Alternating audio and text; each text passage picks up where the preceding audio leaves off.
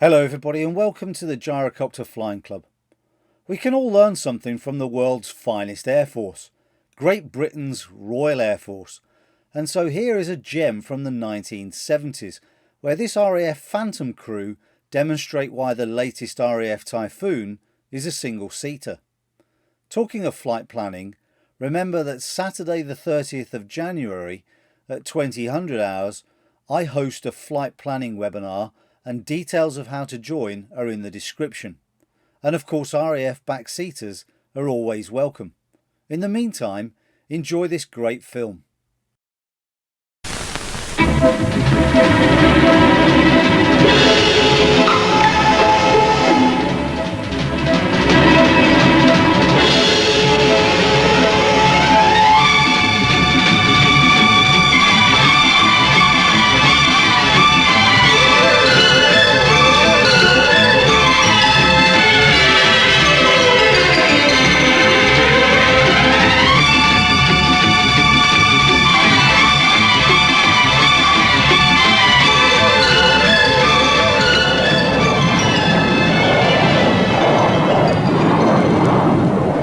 This crew is training to go in below radar. Reckon we're about on time and track. Airfield coming up.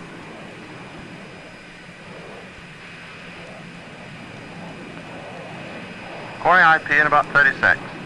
Should be dead ahead on the facing hill. It's backed by woods.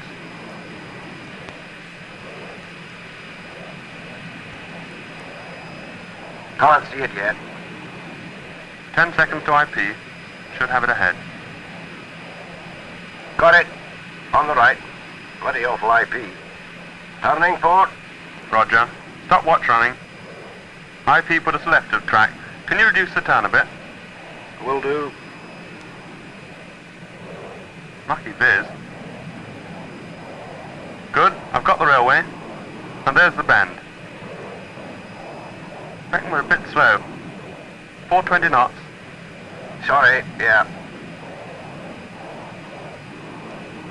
What's rollout heading again? 081. Can you make it 440 knots? Roger.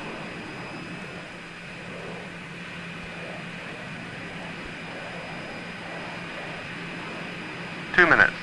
We are a bit behind. But we should have seen road coming from the left. Where is it? Just coming up. Have it.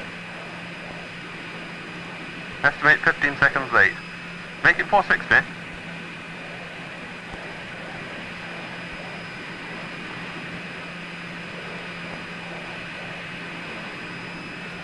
Good. Good. Piece of old double. Here's our road to follow. It's the one we followed to pull-up point. Okay? Fine. About a minute to go in second line of pylons. Check. Roger. Damn good run, isn't it?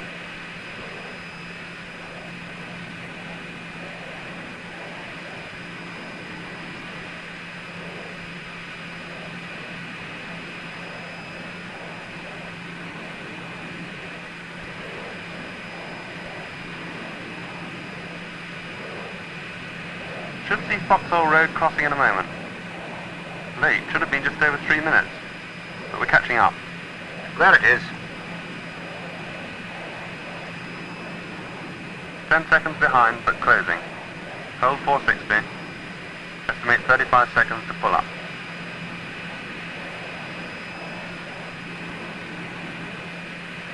Second pylon's coming up. Okay, pulling.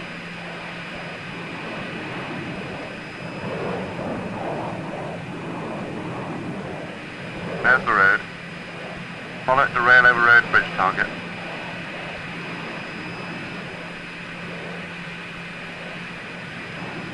Where is it? Where's the target? Where's the bloody bridge?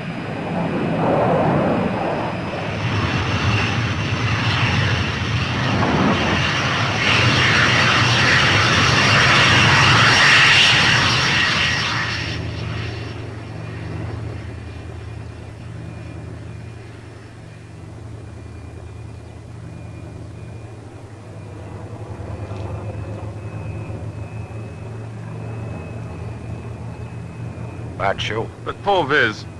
Oh well, we got the first 2 targets. That third one though, they must have removed the bridge. Wasn't there. We'll get it next time. But is that the point? There might not be a next time. Where did the comfort crew go wrong? In several places. So let's go back to basic principles.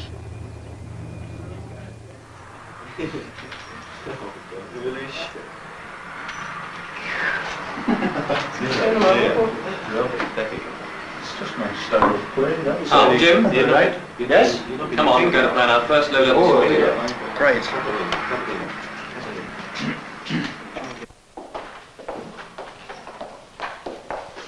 Now, the first thing to remember, Jim, is that low-level navigation is very different to high-level. Because of this, we use different charts. Now, here's a typical high-level topo. Now, at height, when everything appears in plan view, and no individual items stand out, this is fine. But think about this. As you get lower, the plan effect of high level gradually disappears. The whole aspect of the terrain changes. Individual features suddenly begin to stand out. Nav aid signals get weaker until they become useless at low level.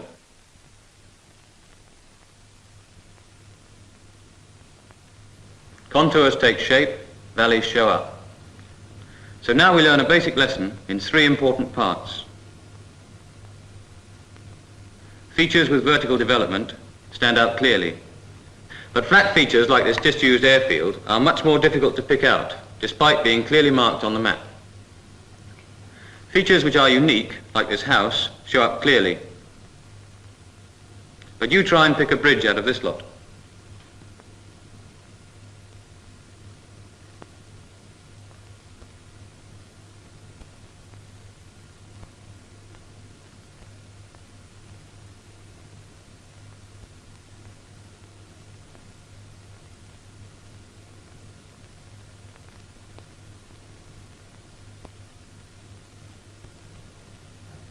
A coastline illustrates how important contrast can be in selecting features.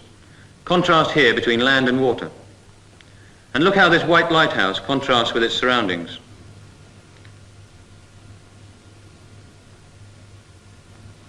But beware of losing an individual feature because it doesn't contrast with its surroundings. But it's not possible to pick out the vertical, unique, individual contrasting features on the 500,000 topo. Because of this, we use a different map for low level, such as this 250,000. Now, not only does everything happen differently at low level, it happens faster. When you're at height, the ground appears to pass under the aircraft very slowly, so there appears to be plenty of time to look out and establish a position. Yeah. Down low, it's a different world. It's fast, it's enclosed. You can see maybe only a few hundred yards either side.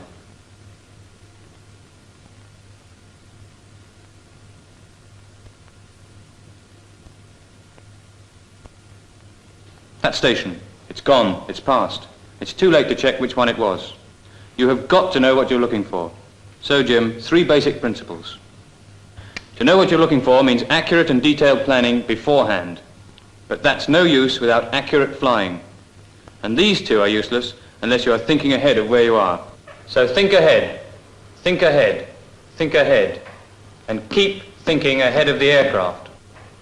Remember and practice these 3 principles, and you won't go very far wrong.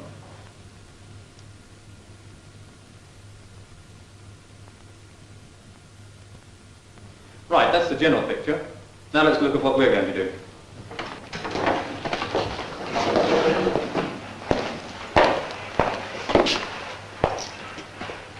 We're going from Finningley over to Valley, high level. Refuel at Valley, climb out high level, and let down into the NATO low level route at entry point 13, Walney Island. Short sea leg over Morecambe Bay, then over the hills, down into the industrial complex of Yorkshire. South of the Humber to our target, which is a radio relay mast on Elsham Airfield. Heights to fly. On the first leg, 500 feet AGL until you get used to flying low level. Then down to 250 feet for the rest of the route, except for this section here, which we must fly at 2,000 feet AGL. Speeds to fly, 180 knots on all legs, except this one. The last one, we fly at 240 knots. Okay? Yeah, fine. So let's prepare our 250,000 map. First thing we must do cut out roughly the area we require.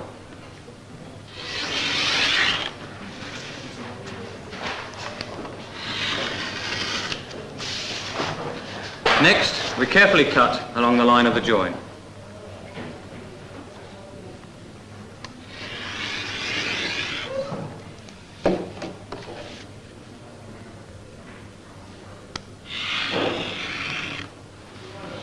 Then we align.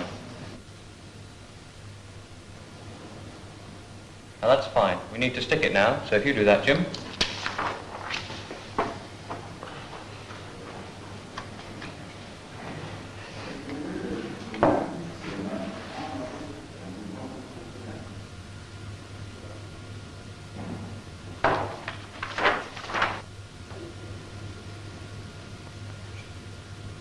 Next we draw in the route lightly. Then we check the low-flying map for prohibited, restricted and danger areas which may affect us on the route. Also, Jim, check the CARF list and NATO handbook to ensure that the map is up to date. Any restrictions near our route we have to transfer to our quarter-million. Remember, for real, they could be SAM sites or clusters of radar-laid guns, so start thinking operationally. Highlight all towns. You mustn't fly over them below 2,000 feet in peacetime because of the noise. In wartime, avoid them altogether, because they may well be defended. Mark in all MATS perimeters, here Leeming and Dishforth, and other things like the Lead Bradford SRZ. Next, turning points. They're marked with circles so that you can see everything around them on the map, clearly. This is the first turning point. We do the same for each along the route. Now mark in the actual turns onto the new headings. For a JP at 180 knots, the turning radius is 1,000 yards. To draw this in, use the hole in the end of your nav rule. This just happens to be the right size. But don't forget, the turning radius is a variable. An easy way to calculate it is this nomogram, which gives turning radius for all configurations. You must plan and fly the turn accurately, otherwise you're going to find yourself way off track on the next leg. Yeah. Now we mark entry and exit points on each turn point circle and erase the turning radius we penciled in. Back to the beginning then, and we draw in the route properly. Don't use a thick marker. You will obliterate vital pinpoints.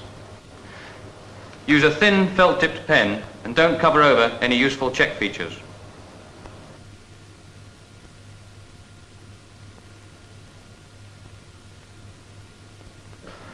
Okay, Jim, that's our route to the final turn.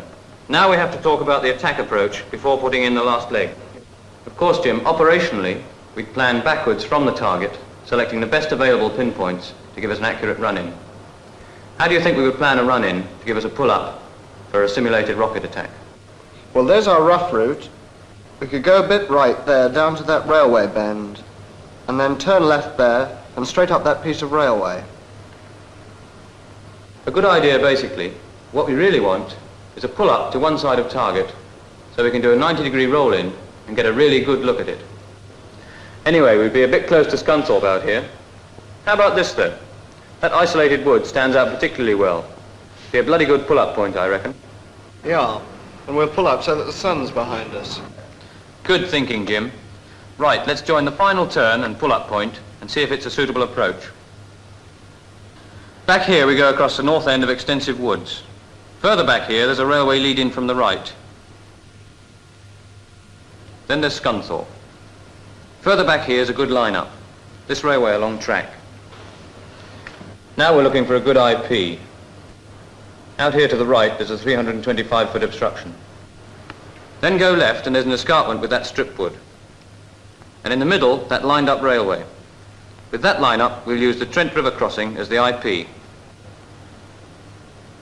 Okay, let's mark the run-in. Now mark in hazards. Here's one, 680 feet, the ferry bridge cooling towers. Pylons, masts, chimneys, particularly in bad visibility and haze. Back to the start.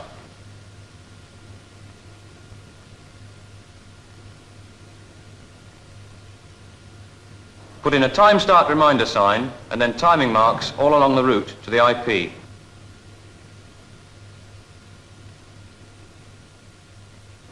Here, 3 miles a minute, 180 knots. And 4 miles a minute for the last leg, 240 knots. Okay?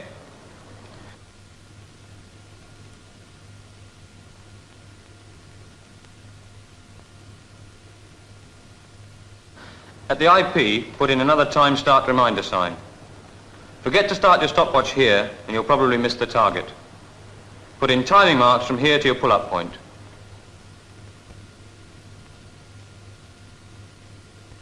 Incidentally, operational pilots often use a rule like this to draw in their tracks. It's quicker. This one's notched every 4 miles. You lay the rule along the track, and each notch is a minute mark. So 4 miles a minute, 240 knots. Similarly, you could make a rule for 360 knots or 540 knots. Headings to fly, speeds and safety altitudes, all important information, are now shown in these boxes. The arrow at the top points in the direction to be flown. The true track is measured, 062 degrees, and variation, 8 west, added. And the resulting magnetic track, 070 degrees, is placed at the top of the box. We'll apply wind correction later. Speed, 180 knots. The safety altitude for the first leg is 4,200 feet. The box at the beginning of the third leg teaches us a lesson, Jim. There are many and liberally scattered features and contours hereabouts. They could all be used for position checks, so it's best not to obliterate them. So we put our boxes out here. Next, fuel. At low level, Jim, the engine really gulps it down. So regular fuel checks are very important. But there's already enough to do at turning points without the fuel. So make your fuel checks in the middle of each leg. There are 3 checks. The first of these is planned fuel. The second is the minimum fuel to reach the destination at low level. The third is the chicken fuel state. This is the absolute minimum to reach your destination, allowing for an approach and letdown. Normally, the fuel should be well above this. Now, during the sortie, the weather might clamp, there might be an emergency, we might run short of fuel. It's pointless to go back to valley, so you must plan diversions, particularly here, the northern part of the route. Here, towards the end of leg 1, Leeming, a master diversion, is 32 miles on a bearing of 090. In fact, plot several along the route. So that's all the flight information on the chart, except the wind direction, which we'll put on at briefing. So now let's check this one against the master half-million on the wall.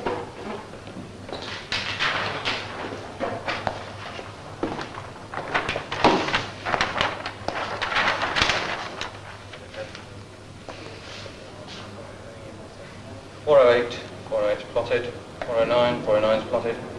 Airfields in the Vale of York. The SRZ's there. There's some excess map here, so let's cut it down. Don't cut it too near to track. Leave yourself some leeway, and also don't cut off the diversions. If you cut it too close to track, the map will become flimsy. At low level, in turbulence, the map will probably be unreadable. Right, having cut it, let's fold it. That's the main line of the route, so we'll fold either side of that.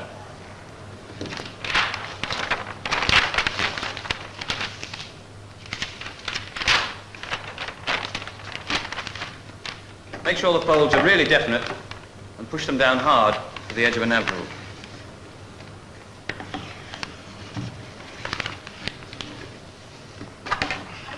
Then just fold it like this.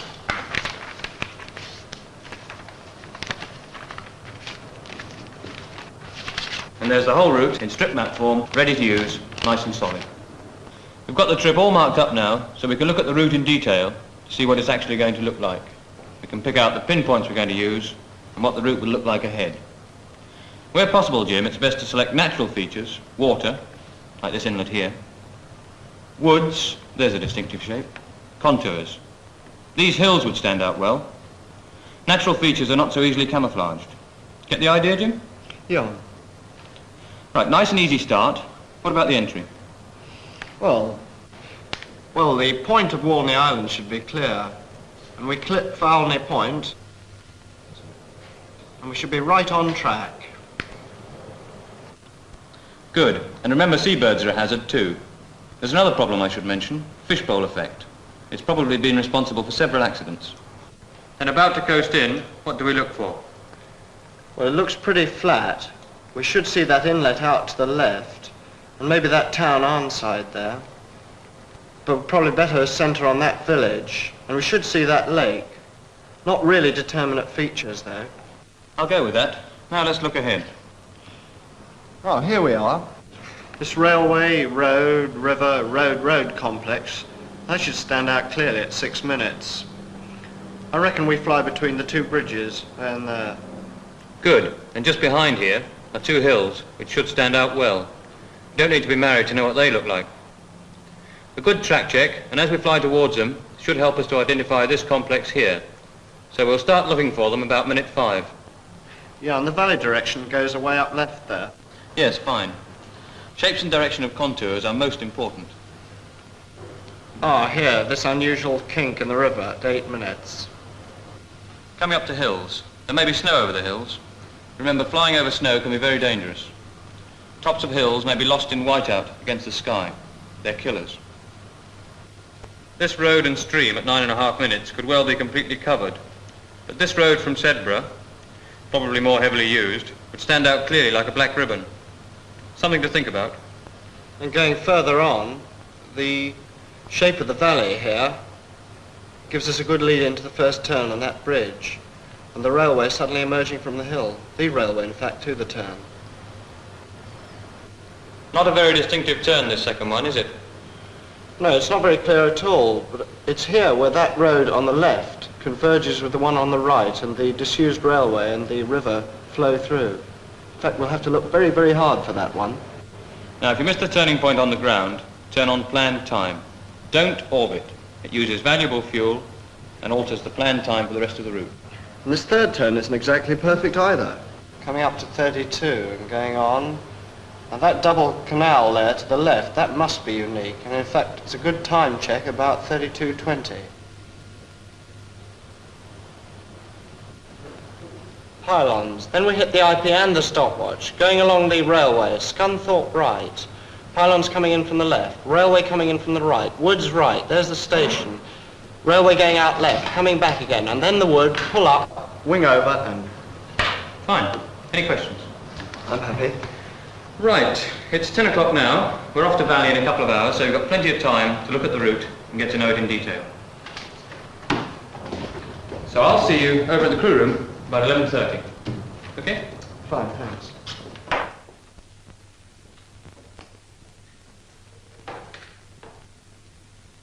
Let's see where that first Phantom crew went wrong.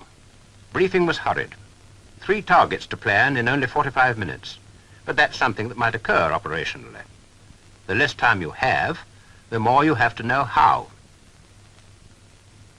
The pre-IP was difficult indeed, a flat feature looking into the sun with only a brief glimpse. They thought they were on this line, but were in fact here. Let's go on to the quarry IP. That was awful too. The quarry they expected to see was here on the planned track.